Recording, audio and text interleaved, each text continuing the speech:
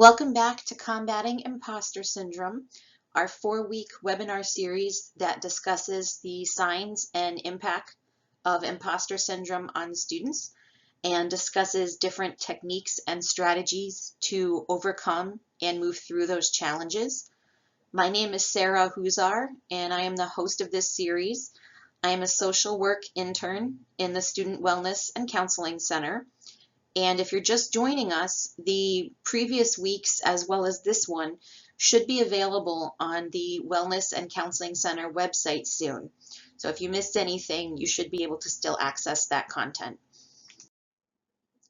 Before we move into this week's topic, I do want to let you know that as people who are going to be working in public health, it is really important that you take care of your own health as well.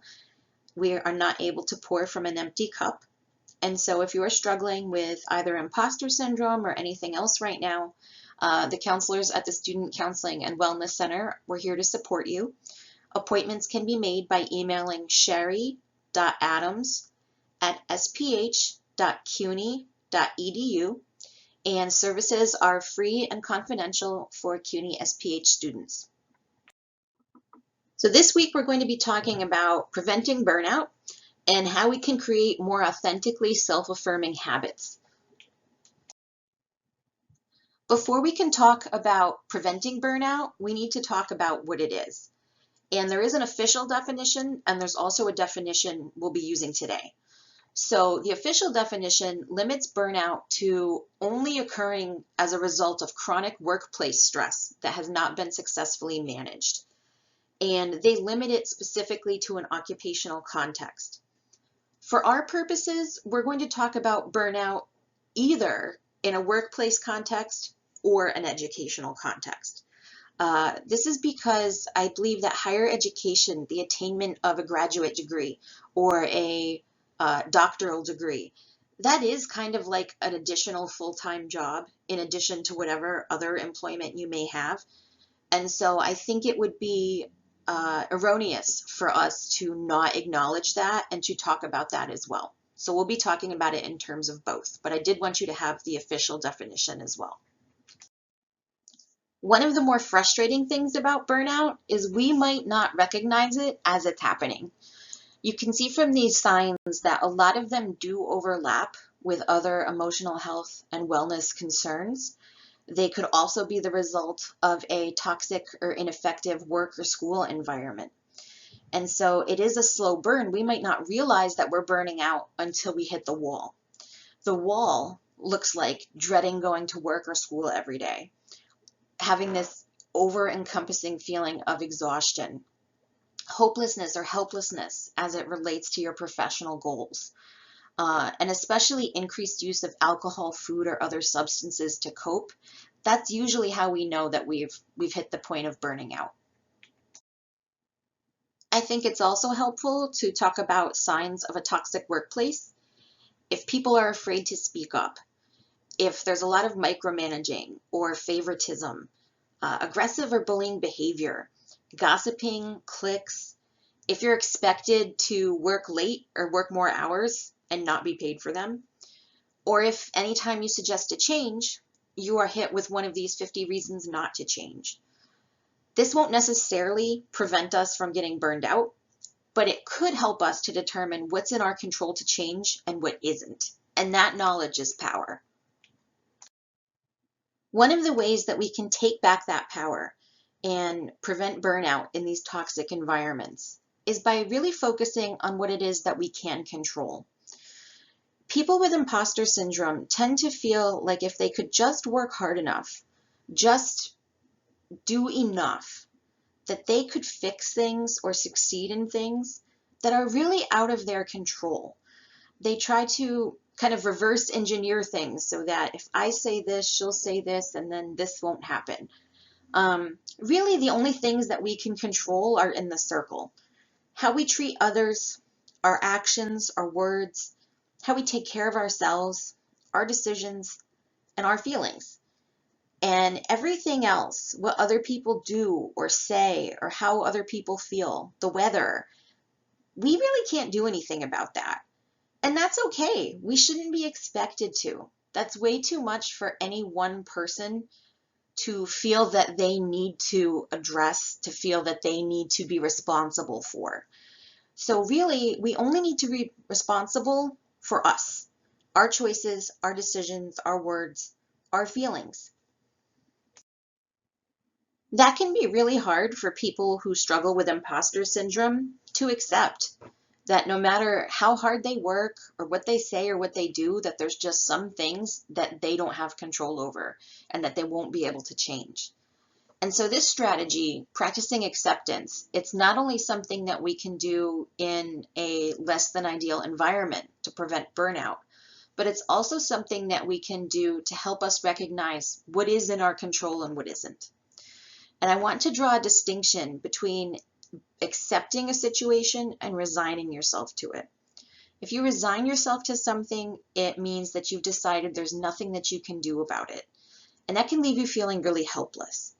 If we accept a situation, it just means that we acknowledge that it exists or that it happened. And how do we want to deal with it?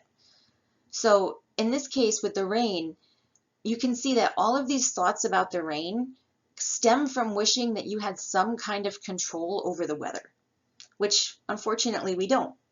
So if we acknowledge, yep, it's raining, what now? That gives us much more choices. Do we want to stay inside? Do we want to go out? Where are our rain boots? Where's our umbrella? And it can kind of get you out of your head a little bit, but it can also really kind of allow you to accept a situation that is less than ideal without struggling so much in it. Another way that we can work to prevent burnout is by setting healthy boundaries. Boundaries can sometimes be tricky for people who struggle with imposter syndrome. If you think back to week 1 and those archetypes that we talked about, the expert who's afraid to be seen as not knowing everything, the soloist who's afraid to ask for help, the superstar who thinks that they have to do everything. People who struggle with imposter syndrome, they never want to be seen as not being a team player or not pulling their own weight. And this can lead to weak or permeable boundaries, and that can leave us feeling really overextended, taken advantage of, or just plain exhausted. And it's important for us to be clear about our boundaries. This can also be difficult if you struggle with imposter syndrome because you don't want to disappoint anybody. But leaving that door open kind of sets a muddy expectation. And so it can be much more helpful, both for us and our own self-preservation and for the other person, to make sure that our boundaries are clear. So instead of saying, I might have to leave early, it makes a big difference if you say, I can only stay for 1 hour. That sets a whole different expectation. Same thing you see at the bottom, I've got a lot on my plate, but sure, I'll do it. Versus given my current workload, I won't be able to help you right now. Now, some of these things we may or may not be able to say at work, but when we have an opportunity to draw a boundary that both helps us and the other person, I think it benefits us to make sure that that boundary is clear. I thought it was also important that we talk about what if you're already starting to feel burned out now? How do we assess our needs during a burnout so that we can kind of put out the flames? One of the ways we can do that is by holding firm to those boundaries, giving a polite no to extra responsibilities or commitments until we feel that we've gotten ourselves back on track. Speaking of feeling like we've lost control, reestablish a schedule and a routine, and reevaluate our priorities.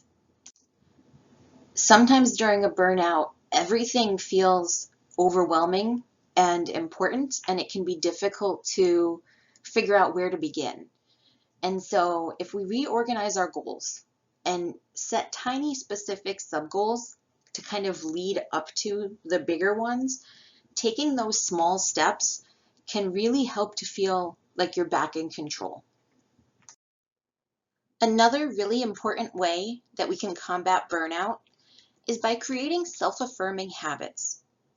This means choosing self-care and coping strategies that both feels good and true to ourselves, and also that helps us to improve our overall health and wellness. So in thinking about that, I wanted to share this beautiful quote from Nelson Mandela. May your choices reflect your hopes, not your fears.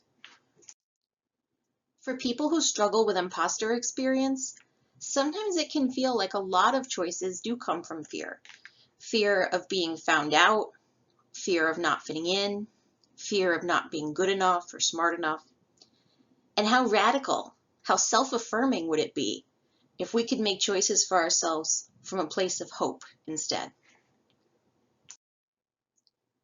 Often with self-care, we get into a routine and we have our go-to self-care move.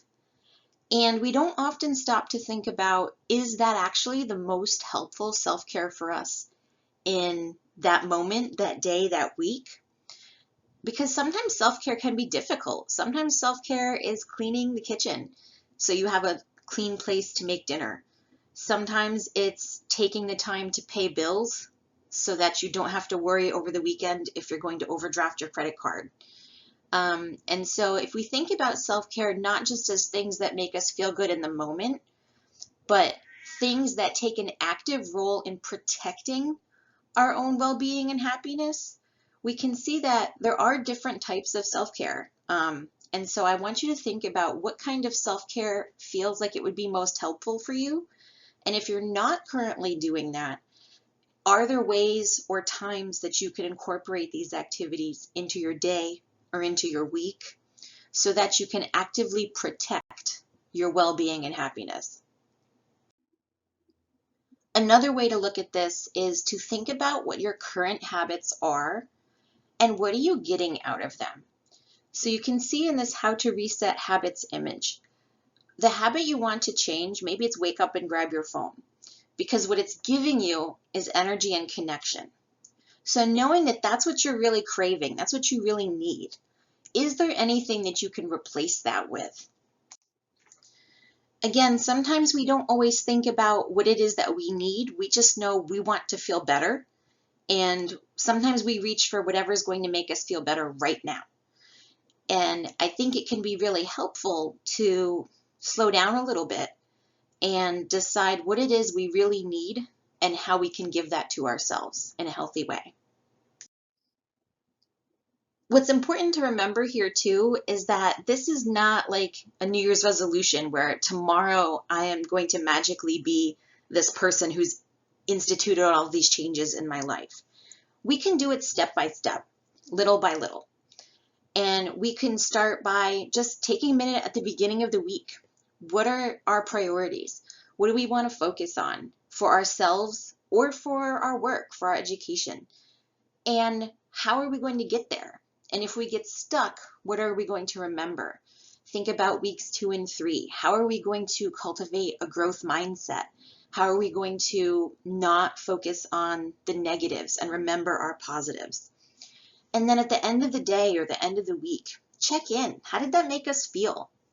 What is it we need to give ourselves? Are we giving ourselves the type of self-care that not only feels good in the moment, but is also going to increase our overall health and wellness and protect us, protect our health and wellness as well? So I think it's important to remember we don't have to do it all at once. Once again, we have the references here for anyone who wants to delve into this a little bit deeper.